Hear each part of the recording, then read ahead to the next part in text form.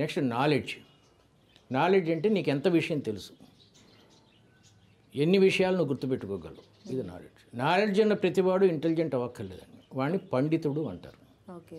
Knowledge intelligence కలిస్తే ఉన్నవాడిని జ్ఞాని అంటారు, అనుభవం కూడా కలిస్తే. పండితుడు వేరు, జ్ఞాని వేరండి. ఇంటెలిజెన్స్కి నాలెడ్జ్కి తేడా ఏంటంటే, ఉదాహరణకి ఇప్పుడు కార్పొరేట్ కాలేజెస్ ఉన్నాయి, ఈ ఎంసెట్లకి ట్రైనింగ్ ఇస్తారు. వాళ్ళు నాలెడ్జ్ మాత్రమే చెప్తారు, ఇంటెలిజెన్స్ అసలు నేర్పరు. దశరథ మహారాజు కొడుకు రాముడు అని చెప్తారు. పరీక్షలో దశరథ మహారాజు కొడుకు ఎవరు అంటే రాముడు అని రాస్తాడు. రాముడి తండ్రి ఎవరని అడిగితే మా సిలబస్లో లేదు అంటాడు. అంటే ఇంటెలిజెన్స్ లేదనమాట.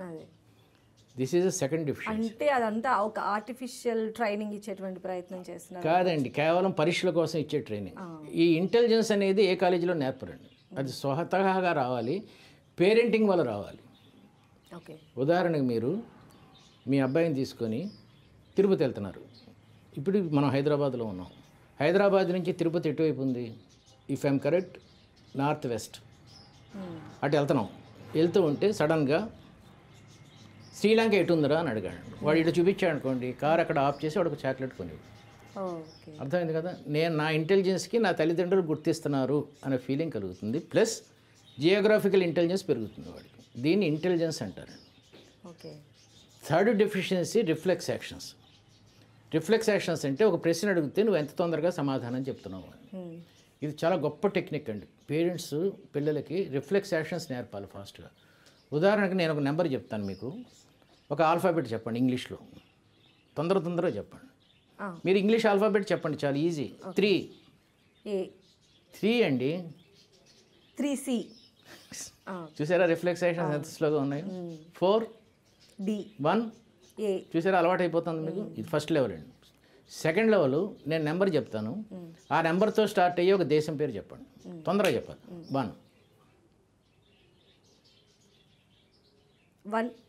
1 అనే దాంతో ఒక ఆల్ఫాబెట్ మనసులో అనుకుంటారు కదా, దాంతో స్టార్ట్ అయ్యి 1 అనే దాంతో ఆల్ఫాబెట్. ఇప్పుడు అర్థమైంది కదా. 4 డెహ్రాడూన్ దేశం ఎక్కడ? దేశం కాదు. ఓకే చెప్పండి. డీతో స్టార్ట్ అయ్యి దేశం ఇది ఒకటే ఉంది, దేశం ఎక్కువ దేశాలు లేవు. ఇది సెకండ్ లెవెల్ అండి. థర్డ్ లెవెల్ నేను నెంబర్ చెప్తాను, దేశం మనసులో అనుకొని ఆ దేశం తాలూకు ఆఖరి అక్షరంతో స్టార్ట్ అయ్యి ఒక జంతువు పేరు చెప్పాలి. ఓకే. 2 ముందు లెటర్ చెప్పండి. 2 బీతో స్టార్ట్ అయ్యే దేశం చెప్పండి. భారత్. ఓకే. లాస్ట్ లెటర్ ఏంటి? టీ అలా హెచ్. ఓకే. టీ అనుకోండి. టీతో స్టార్ట్ అయ్యి ఒక ఎనిమల్ పేరు చెప్పండి. టైగర్. అర్థమైంది. థర్డ్. ఫోర్త్ లెవెల్ నెంబర్ చెప్తాను, దేశం అనుకొని దేశం తాలూకు ఆఖరి అక్షరంతో స్టార్ట్ అయ్యే ఒక జంతువు అనుకొని ఆ జంతువు తాలూకు ఏడవకండి, జంతువు తాలూకు ఆఖరి అక్షరంతో స్టార్ట్ అయ్యే ఒక ఫ్రూట్ కొంచెం ఉన్నది ఒకటే జిందగీ. మన టాపిక్ ఉన్నది ఒకటే జిందగీ.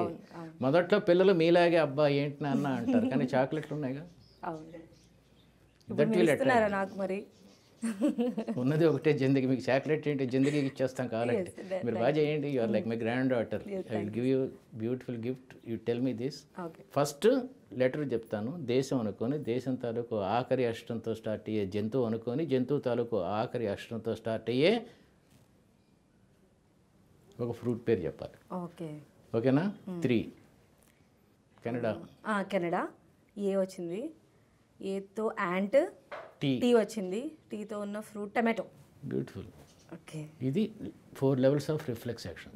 బ్యూటిఫుల్గా ఇలా ఆడుకోవటం బాగుంటుందా? బాగోదా? బాగుంది. తల్లిదండ్రులు పిల్లలతో బాగుంది. ఆ పిక్చర్ వస్తే ఏంటి, నేను చెప్పాను సీరియల్స్, నీ మొగుడే నా మొగుడు, నీకు నాకు ఒకడే మొగుడు, ఒక మొగుడు 2 మంచాలు.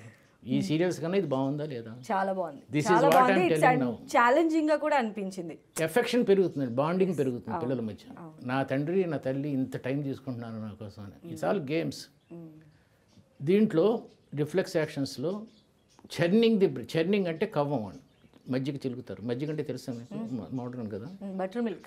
అబ్బో కర్డ్తో వస్తుంది, తెలుసా మీకు ఇవన్నీ? కర్డ్ మిల్క్ నుంచి. అయితే బియ్యం విసిరితే వచ్చే పిండి ఏంటి? బియ్యం పిండి. నిజమా? గోధుమలు వేసితే గోధుమ పిండి. జొన్నలు వేసితే జొన్న పిండి. శనగలు వేసితే శనగ పిండి. మైదా పిండి రావాలంటే ఏం విసిరాలి? మైదా పిండి కూడా రైస్తోనే వస్తుంది.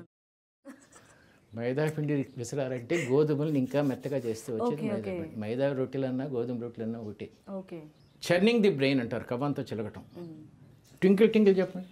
Twinkle, twinkle, little star, how I wonder what you are, up above the world so high, like a diamond in the sky. కదా, twinkle twinkle little star, how I wonder what you are, up above the world so high, like a diamond in the sky. ఇలా చూపించాలి parent. Okay. రివర్స్లో చెప్పమన్నారు, like a diamond in the sky, up above the world so high, how I wonder what you are, twinkle twinkle little star.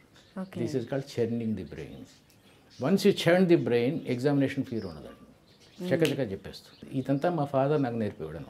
Okay. Okay. So this is called reflex actions.